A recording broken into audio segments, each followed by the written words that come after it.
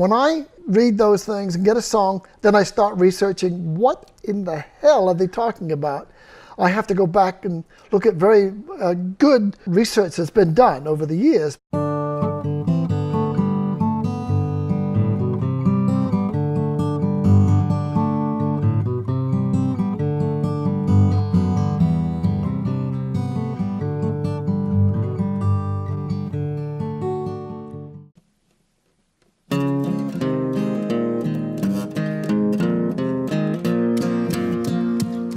You're gentlemen and tradesmen as you ride about at will. Look down on these poor people, it's enough to make you krill. Look down on these poor people as you ride up and down. And if there is a God above, he'll pull your pride right down. You tyrants of England, your race may soon be run. You'll soon be brought into account for what you've sorely done. You pulled down our wages, so shameful for to tell. You go into the market and you say you cannot sell. And when that we do ask you when these bad times will end, you quickly give an answer: when the wars are at an end. You tyrants of England, your race may soon be run. You'll soon be brought into account for what you've sorely done. When we look upon our children, it grieves our heart full sore. Their clothes are all in rags and they can't get no more.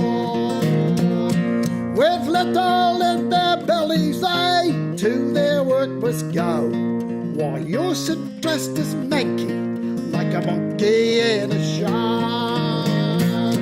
You tyrants of England, your race may soon be run. You'll soon be brought into account for what you've sorely done. You go to church on Sunday, you say it's naught but pride. How can there be religion when humanity's swept aside? If there is a God in heaven as there is in the exchange, us poor souls can't get in there, like lost sheep we must range. You tyrants of England, your race may soon be run. You'll soon be brought into account for what you've sorely done. They say that Bonaparte has been the cause of all, and that us poor folks should call for his downfall. But Bonaparte is dead and gone, and it is plainly shown that we've got bigger tyrants here in bonies of our own. You tyrants of England, your race may soon be run. You'll soon be brought into account for what you've sorely done. And so, me friends, and to conclude, for to make an end, let us all form a plan that these bad times will end. Then give us our old prices as we have had before. Then we'll settle down. We've settled the old score. You tyrants of England, your race may soon be done. You'll soon be brought into account for what you've sorely done. Thanks for coming, Dick. My pleasure. It's wonderful to be here and hanging out with folkies like you. Right on. So we're talking about traditional music and folk music today, and about how it's still relevant, because you specialize in music that's hundreds of years old. And it's not just dead flowers from yesteryear, it's actually relevant music to today. I mean, modern music is wonderful. I think but, so. Yeah, but the messages that you unearth and that you keep alive, help keep alive through traditional music, could have been written yesterday or tomorrow.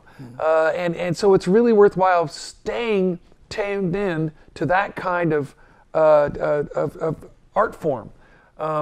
And I just wanted to talk to you about what you find in these things, and particularly in the music from the 1700s and the early 1800s, which was a real period of foment. Let's talk about that. Right. Well, we can take a look at that time period really quickly, and we can say the American Revolution, the French Revolution, the Industrial Revolution, the Luddites, the battle between the Bonaparte and all of that sort of thing. Even 1812, them trying to take us back over again. 1812, exactly, yeah. So we can move all the way through the whole scale and eventually get to the place where working class people began to fight for and to get the vote. The first time that went through was 1832. No kidding. And in 1832, we got the male population up to 20% could vote, were allowed to vote. No, really? Not 20% didn't get the vote, but they were legally supposed to be able to vote. And it took until 1865 to get that to 80%, but it was still not a secret ballot. Now, you're talking about England or America? I'm talking specifically about America, England. That's what I'm talking about. Yeah. Which has generally been ahead of America on a lot of social issues. In some respects, yes, yeah. But being a person that was born and raised in England, it's been something of considerable interest to me. And I'm totally surprised when I see how many of the things that people worked, fought for, and tried to make happen and accomplished can often be forgotten, and that we let it fall back. Yeah, and we've got to remember that in this country and in our daily living, we can see what's happening with our political system and do what we can to try to keep it democratic, which I think is the only real way to go. Oh, and it's absolutely core to the political issue today. And a lot of us tend to think of the 30s and the 60s as the moments of working class, a rise in empowerment. Not everyone knows that this went on 200 years ago to that extent. Yeah. And the songs that were written at that time, tell me about some of the songs and what you call broadsides from back then. Broadside ballads were really the one thing that made an opening for working class people to get information. Because what they would do is they'd make a ballad out of something that's going on that's topical at the moment. Yeah, how the man has got his foot on your neck, exactly, right? Yeah. And they will do that, and then they'll print it on a sheet, and some bloke will go out in the street with the ballad in his hand, and he'll sing this ballad to everybody. Yeah. And then people will buy it for a farthing or a halfpenny. The farthing was a quarter of a penny, and a halfpenny was a half a penny. But you didn't have too many pennies in a day for work. You make 6 pence a day, you're lucky. Yeah. So the whole point was that people would buy that, then they'd share the song with other people, and then the word would get out about what's going on. This is like a person-to-person internet. It certainly is. It's just exactly like the internet in so many ways.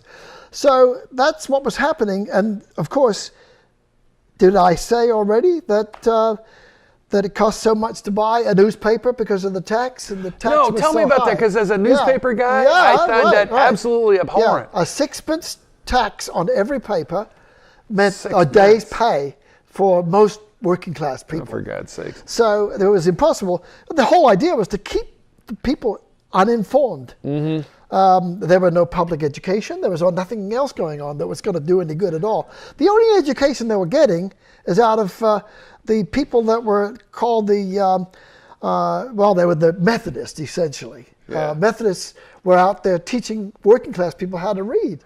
Yeah, and to read, and then one of the most important communication tools through the ages is music and words. That's why folk music and traditional music is so much about the words as well as the tune. Exactly. Well, it really fits in. And so as a person that was born and raised in England, it's helping me to get a feeling for what was my family was living with. And it's also gone to looking at what my grandfathers did, and my great-grandfather, who wound up dying in an insane asylum, was what they called it. It was because he was an alcoholic. Now that's pretty rough for way back when, huh? Even rougher than today. Yeah. My granddad grew up in a poorhouse in England, they separated the men from the women and the children from their parents. Oh yeah, we think shelters are bad today. I know a little bit about English poorhouses. And that's why music would be the telegraph to communicate that to the rest of the people who need to know. My granddad taught me a lot of songs. Did he? He played the accordion, and the squeeze box. Because it was really a melodeon, is what he had. Yeah. What was one of the first songs you learned that you can remember? Gosh, what would be the first one? I'm going to have a hard time doing that for some reason. Because you have hundreds downloaded. Yeah. For me, my dad sang me sea shanties when I was a kid. That's great. And we did sing sea shanties for sure. Yeah. Oh yeah, they're part of and talk about the working class lament. Mm-hmm. I remember Dad put me to sleep with I'm off to my love with a boxing glove 10,000 miles away. Yeah, right. Exactly. So those kind of songs were in my head. And growing up, and you grew up with that stuff. And how did that shape? Why didn't you go into doing Crosby, Stills, Nash music instead of? Well, you've got to realize I emigrated to America when I was pretty young. I was 15 when I came to America, and first thing I wanted to do was learn how to play cowboy music. So I used to live in Southern California initially, and used to listen to the El Monte Legion Stadium on the television. Yeah. And learn all these cowboy songs. Way back. All the so you're talking about Gene Autry? Gene Autry. Yeah. So I learned to play the guitar and play that kind of music, and then went back and started listening to English music again, and I've stuck with it ever since, and had the good fortune of running into Alan MacLeod, who is from Scotland, and the two of us have performed together as a British duet. And we've done lots and lots of songs, both sea music as well as music about political and social issues. And the Scots, the Irish, and the English, all in my, from the stuff that I sing, there's a great similarity, but there are nuances in between them too. And you were saying you're getting into Irish. As a communication form. Well, that's right. I mean, the whole point is that there's more trouble between English and Irish people in America than there is in Ireland and England. You know, I mean, I had lots of relatives of Irish, and I had lots of relatives who were Scottish. Sure. And we grew up together, and we sang a lot of Scottish songs in those days. A lot of Robert Burns stuff, and that was very common. Robert Burns. But I also used to sing American songs. In 1865, the American Railway just begun. The Great American Railway was a very popular song in England. In my childhood, and talk about working stiffs. And it's funny. The one thing that always struck me is the Scottish songs don't have the depth of sadness and oppression that the Irish did. The English crushed the Irish a lot more. The Irish got into much more trouble with those same blooming guys that were doing the same thing to the working class English people, for sure.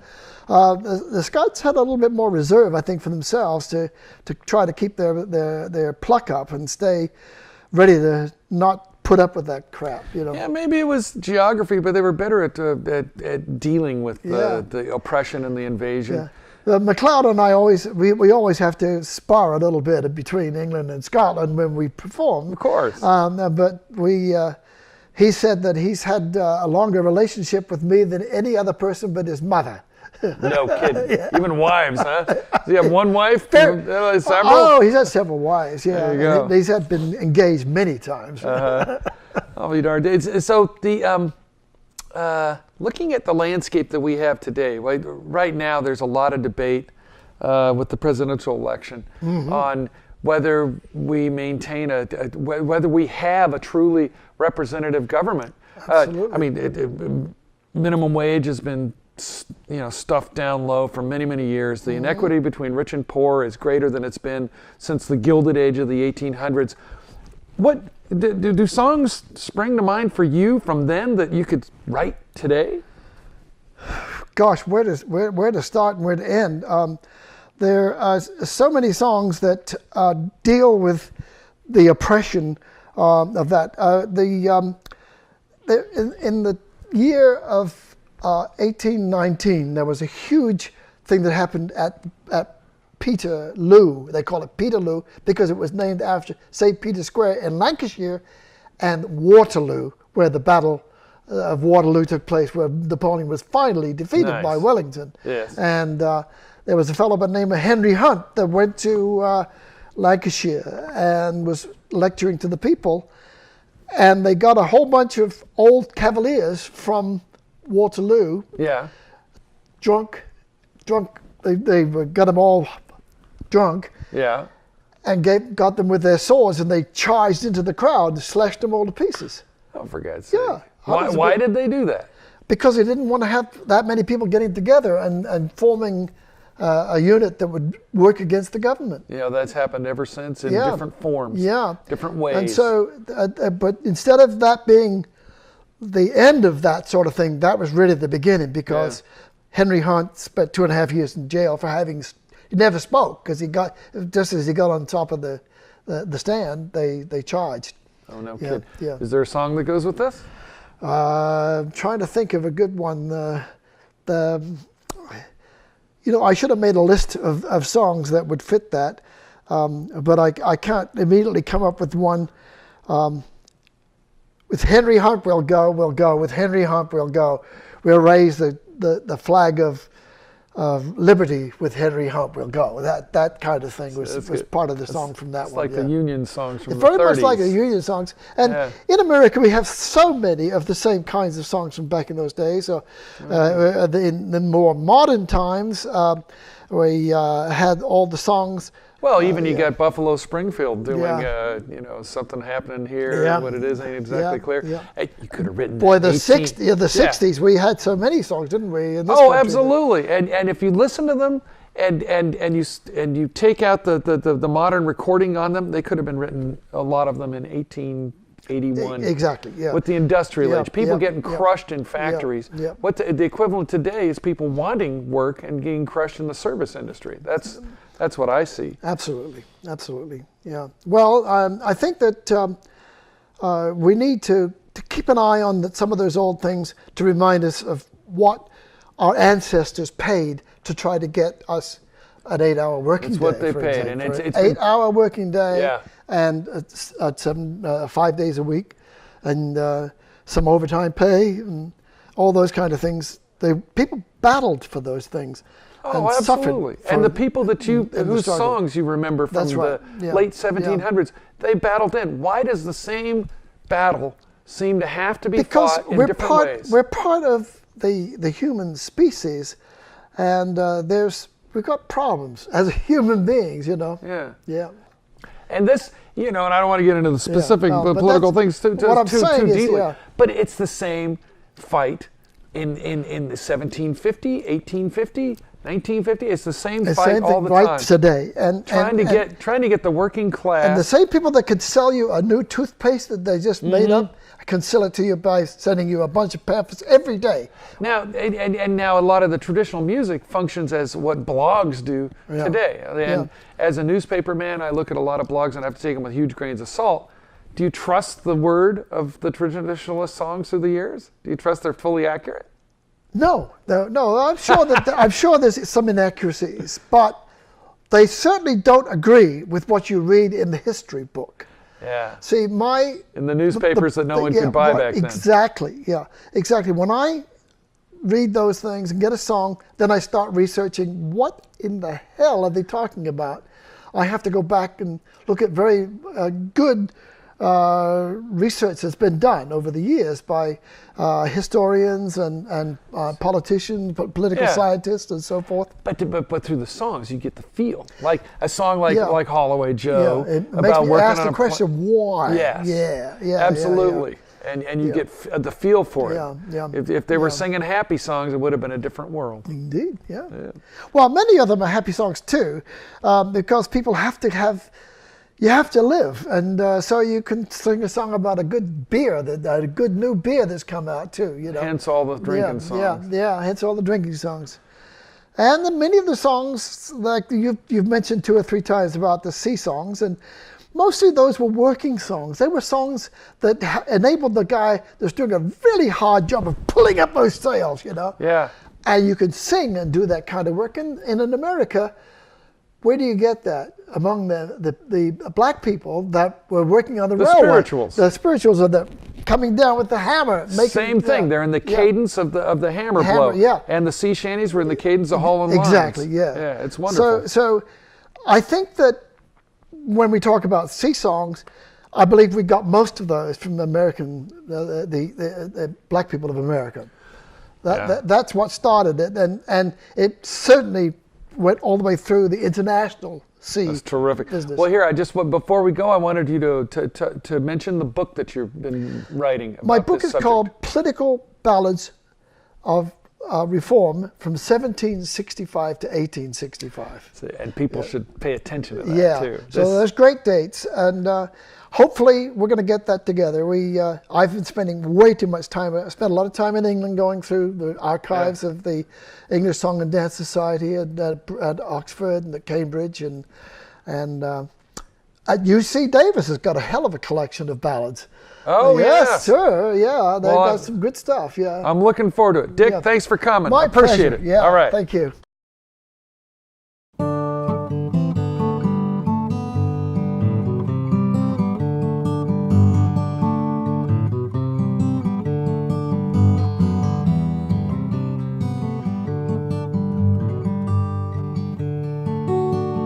I'm moving to Mars.